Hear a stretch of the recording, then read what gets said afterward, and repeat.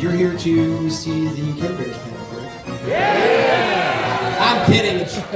Welcome to the TRON panel. First to the stage will be Cindy Morgan.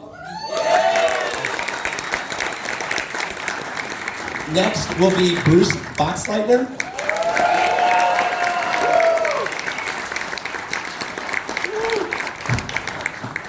And David Warren.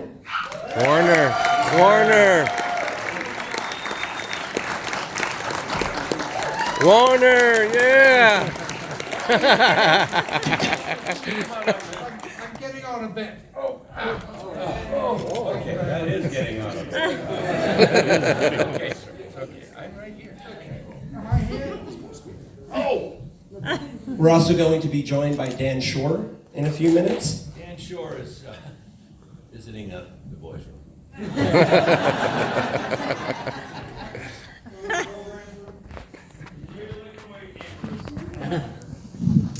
If at any time anybody wants to ask a question, please do come up to the microphone, or we can have somebody up top. If you want to ask a question, we can have somebody run up there and bring you the microphone.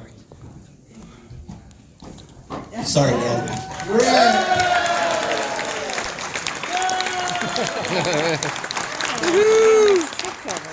How did it come out? Is everything good? It was a power drink and a power piss.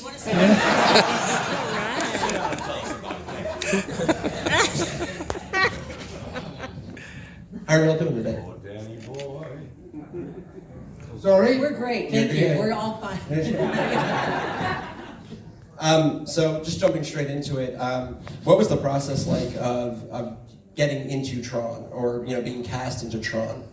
I was dating a guy named Larry Anderson who took me to lunch. He was in this cartoon. A year and a half later, he was out. Tron was actually one character. Tron and Flynn were one, and they split it afterwards. And Bruce got cast, and so did Jeff Bridges. Did you know that? I never knew that. I knew it. I was in the and I was at lunch with a friend, and it was originally going to be animated, fully animated. Wow. And he was a friend I knew from comedy class, and we were. And he's a sweetheart. Years later, I said, "Was that Tron?" He goes, "Yes." And I never took an actress to lunch again. What about for you, Mr. Warner? What was it like getting cast into TRON? Well, Peter O'Toole didn't want to do it. So it came to me, and that's the story of how I joined the team, really. That's the truth. Peter O'Toole wanted to do it very badly, did he No, not? he didn't want to do it. Oh, That's the right. rumor was. No, you never listen, do you? You never listen. No, sir, Tron never listened to He you. didn't want to do it. Okay. Clear. Yes, it is. Thank you, David. Dan, what about We you? haven't had a nap.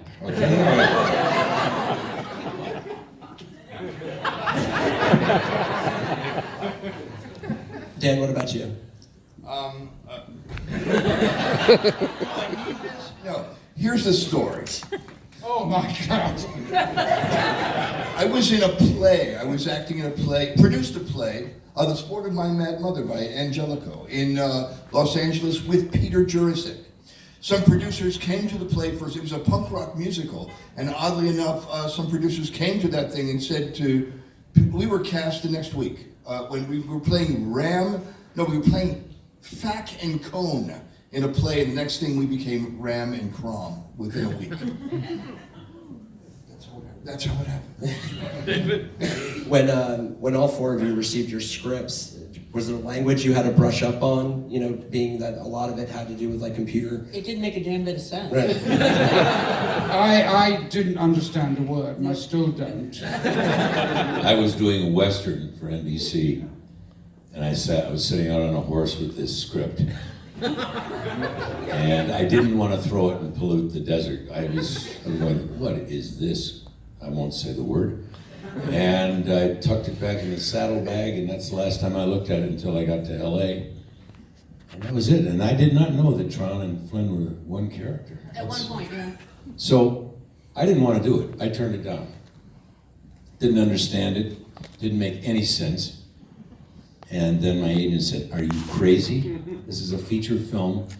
And he said, "Jeff Bridges is doing it." Now, I worked with his father, Lloyd, prior to that, years ago, or years prior to that, on How the West Was Once. So I said, I love Lloyd, and he would always say to me, you remind me so much of my son, Jeff. That was cool. And Lloyd was a much respected actor, wonderful to work with. And I thought, Jeff, and you take a look at the people that inspire you, and Jeff had already had quite a film catalog there going for himself. And I admired him a great deal, and I thought, yes. I had no idea what this thing was about until I met Steven Lisberger. And he showed me some cells. They had some cells or something they called it. But computer language, no. I knew, nope. No, I'm just kidding. I was fascinated by it. What was since computers have been being used in films for a little while for some small things, but a lot of the stuff you guys did was completely computer generated. Like the actual world of the mainframe and whatnot. What was that like, getting into those suits and having to act like that? I had to lose 5 pounds right away. Because the suits are so tight, and it was a thin material. Yeah, There was nothing there that helped. It wasn't Spanx, let me just say that. So, there was no Spanx is eating thicker, lunch. right? Spanx is a thicker. Well, it's like a girdle. Oh, yeah, Spanx. They also have Manx, just in case. Manx. They do. I know. But It won't help. it was a very, very thin material, so like everything, so you really had to be thin. And it was just like leotards, you guys, the ladies have worn that, tights. These men have too. Yes, they have. They won't admit it, but they have. In the front row, right? It was hell getting into things. I called for help a lot. Like, help me get in these things. Once you got the legs on, then you had to be zipped up from the back. And funny story, real quick though, is that when we all went into the, and I think you too, Cindy, when we went into the commissary right across the way from the soundstage. Yep. It was a hot July. Wasn't it summer, guys, when we did this movie? Yeah. It's always sunny and hot, and it was very warm, and you'd go in to get some lunch or something like that. Well, eventually a memo came down.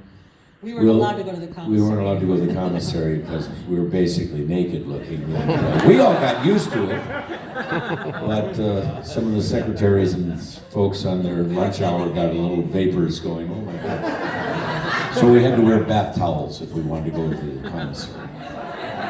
They were very sheer. And they also told us to stop eating after a period of time because we started. On a movie set, you get really good food. Oh, God. They do. They cater you well, especially at Disney. Yes. So we started to gain. Okay, he started to gain weight,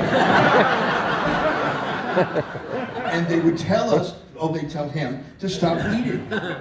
I got all the memos. Is that what you're saying? I believe we had sushi for lunch. We would have things like that. Yeah. And but we did. We had to be very conscious about eating and Popping drinking. out of our suits. Yeah. But it didn't stop us from drinking. Party animals. I had the worst costume. The most uncomfortable costume with that headpiece on me all the time, and I felt an absolute idiot.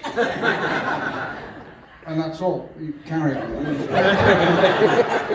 You look marvelous. Thank you. I loved splitting your head down the middle. I haven't seen the movie yet, so don't spoil it. Almost 40 years, David. I think it's time to catch up. Okay. I need subtitles. But what was it like performing in like a world that just didn't exist? It was tough. It was tough. I mean, you had to find there was nothing there. A black warehouse. You guys have been to Costco? Picture it empty, painted black. Literally, that size, nothing there.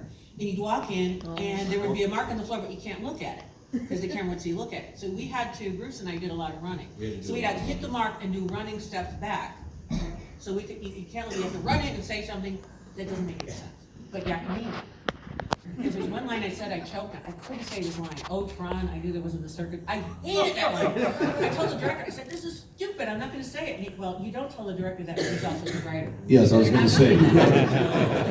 And right now, that's the line, I have to sign on everything I now. know. I have to say, I fight for the users. One more time, I like that. Anybody ask me tomorrow? Or Cindy, I'm sure we'll be Yeah. so delighted to do it. The only time I didn't have to act was with David. I think I told you today down in the green room. When I worked with David, and he told me that I was going to die, that no acting was required. I believed him. He's quite formidable, and he scares you down. So that was a pleasure. Thank you for killing me. You know, and also Cindy, that the platforms you and I we had to crawl up, we had to slide down Right. one. A lot of physical up and down. All these platforms, it was all, like everyone calls it green screen today. We didn't have a green screen. It was black, sort of velveteen material, and it absorbed the light. I mean, there was no shadows. So that was what the computer was going to animate. We did have storyboards though, somewhat.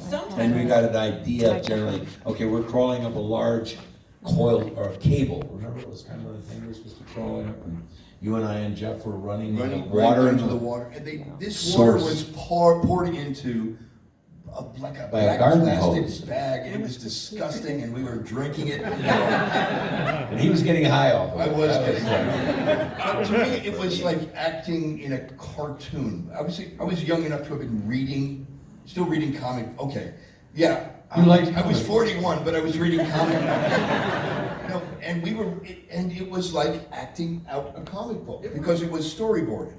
And the way I described the acting experience was sort of like being a kid, and you say, make believe that there's that, and you just make believe it. You have no choice. None of the acting processes that we've actually learned in the universe was just play and make believe. And now I think actors today are much more used to working in special effects. Well, they have sensors on their face. Yes, They know where they're going. yes. You know, we were just. We were at the very pioneering edge of that, and that was what was kind of exciting about TRON too.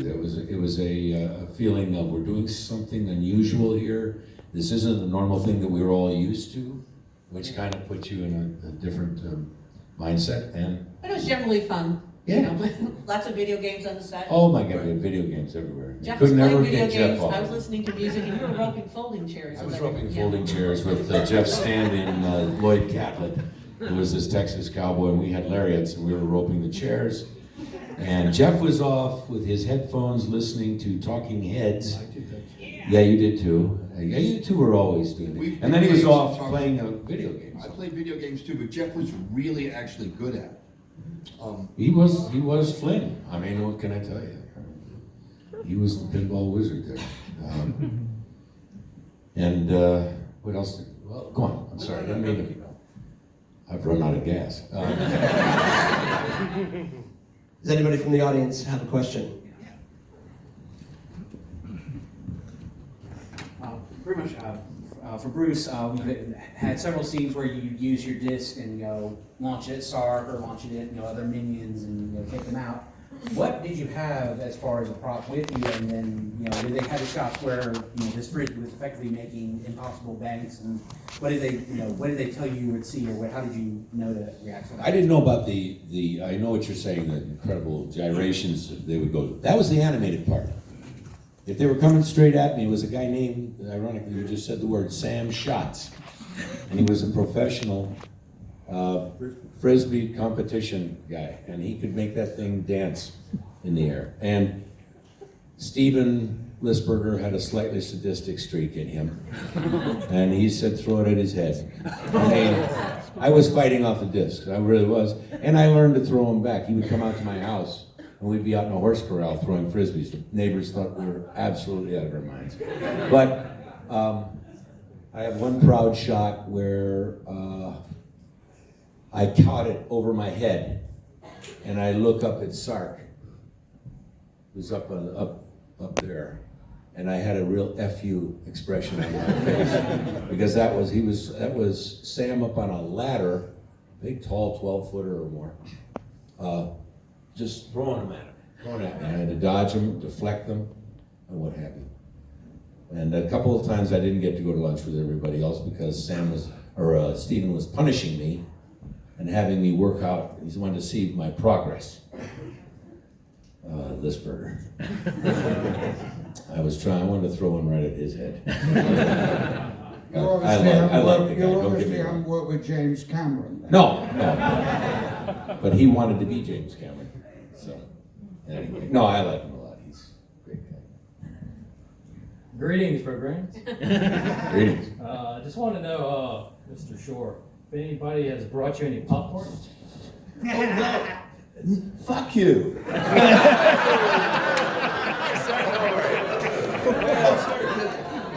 Just like the playground, right? Nobody brought me any popcorn. Where? You'll get plenty tomorrow. Okay, thank you. Be careful what you ask for. And that's your brother. Hi, son. Yes. Hi, my name is Finn, and I just had a question. I have two questions. One, did you guys ever get to perform your own tricks with stunts? Never, not me. I mean, other than Sandy, the running, remember when we went down the a lot of the slide? running stuff and sliding stuff we would do, but Yeah. a lot of that was animated. So we did very little physical work like that. Other than running. And frisbeeing. And frisbeeing, yes. And I did a lot of that stuff. And I did some practicing frisbee and. Yeah, you got to do that. I did get slightly injured and didn't make a big deal out of it when Yori and Tron slide down the recognizers or searching them out, and we jumped through this window and slid down this rail. And I'm supposed to, Cindy and I get up and I'm supposed to grab her and I say, "Are you okay?" And you were angry because nobody asked if you were okay. Nobody would get me, but my shoulder I thought had broken off. I was in screaming pain, and I had to have a lot of, what is it? Alcohol? Immediately, yes, but no, I had acupuncture for quite some time after that to try to get that down. But it happens. Yeah, I have one more question. Did you like Tron Legacy, the movie? What did you think about it? Yeah, I did, yeah. Did you? Yeah, I did. I thought it was the best, other than Wendy Carlos, who inspired Daft Punk, I thought it was one of the best soundtracks of that year for a film, that's for sure. Should have gotten the top honors. Yeah.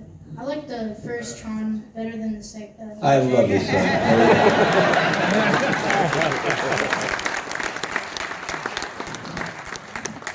Now that's a good kid. He's a good kid. Yes. So if you guys didn't have a whole lot of understanding or experience with what the movie was going to be about, what was your first impressions when you saw the completed film? Terrifying. It was like, wow, it's sensory overload. Yeah. Because we had no idea it was going to be that vivid. Right. While we were doing it, they would show us storyboards. They would show us artwork.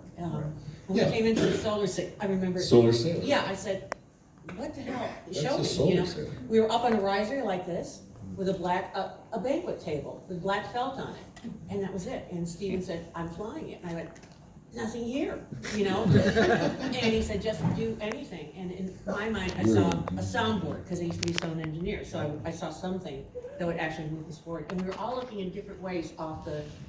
And I said, "See that grip over it? Get a roll of tape and just drag it across it. Look at that." Right. There was Yeah. nothing there. So when we saw it put together, it was quite a bit. Yeah, that stuff was really old school. I mean, we did it the basic way. We're all supposed to look the same direction, so it's like you've got a Piece of tape somebody on a the piece wall. of tape on the wall. Yeah. That's where we're heading, or like you said, it's traveling, so let's all Yeah. follow that. Right. You know, Well, and after 40 years, it stood the test of time. It's still a fantastic movie to watch. nothing looks quite like it No. since, has it? I mean, it's still, he really created this world that no one's been able to, just not able to look like that, you know, Correct. kind of vivid color too. Thank you. Yeah. Thank you. I came up with you. I'm gonna go back. Argue with the question, Who wants to ask a question, boys? Good. Go ahead, SWAT, you're up. Go ahead, Swat. Okay, Bring it on, son. what he was going to say was, do you fight bad guys in real life? They fight bad I think guys. we all do, honey. We all do. I think everybody here does, yeah. They're mainly inside my head, but that's. I sound like a Dan Shore. That's very good. Hi, it's me again. I was wondering, you probably know, but in case you don't, that a lot of technology and like art, science, things that are based on that original TRON movie. As an example, will take a second. When I saw the original TRON movie, I was very scared because I had a 1982 computer, and I didn't realize my computer can be what we now call hacked. And I complained to a friend of mine named Fred Cohen who was going to USC, and based on me complaining to him about that, he actually created what we now call, in fact, he coined the term computer virus based on me complaining. And so, if you wanted to, yeah, really like to beat up on the guy that created a computer virus because I can do a virus update. Hi. Yeah, that's the thing. But Fred did 99.9% of the work, and I just put the bug editor based on that TRON movie. But again, it didn't occur to me that my computer could, we now know that can easily happen, and the DNC server found out the hard way that it can be done. But so there are a lot of innovative things that were in the movie I didn't even realize was what it meant back at the time, but I'm realizing it now. Would you mind repeating the question? Yeah. David just, yeah. David Warner 1, Never. audience 0. Question, David? That's why I want him to repeat it. Anyway. The desk that Ed Dillinger Senior has, it's a paperless desk, they have that now. The TRON dresses that was cut from the deleted scene, they have that now. A lot of things that were based on TRON that either directly or indirectly inspired by the original movie. So I kind of track it as like a side effort that it just not only is the movie itself amazing, but a lot of it is predicted either in real life or art or literature, you know, that now is based on the movie one way or another. Yeah. So, Thank you. I think it was more information Yeah. than a Thank you. question. Thank you.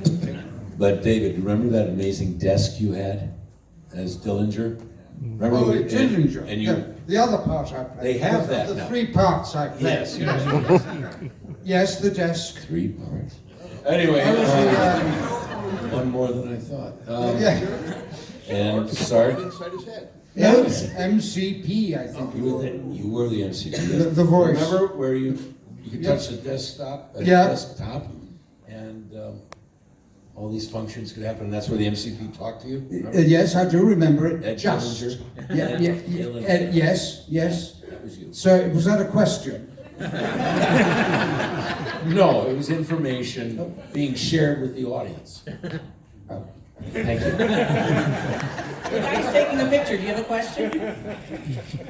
Yes, sir. If any of y'all had to do wanted to do TRON again, would you do it? I know you already have, but I don't know. I don't know. Oh, Yeah. come on. No. What money are we talking? I had someone else said if there's money involved, you can do anything. I've also been, it's been said of me that I would show up at the opening of an envelope. So, My other it question. would depend, wouldn't it? I think all of us would And do. then I have a question for just Dan. Yeah.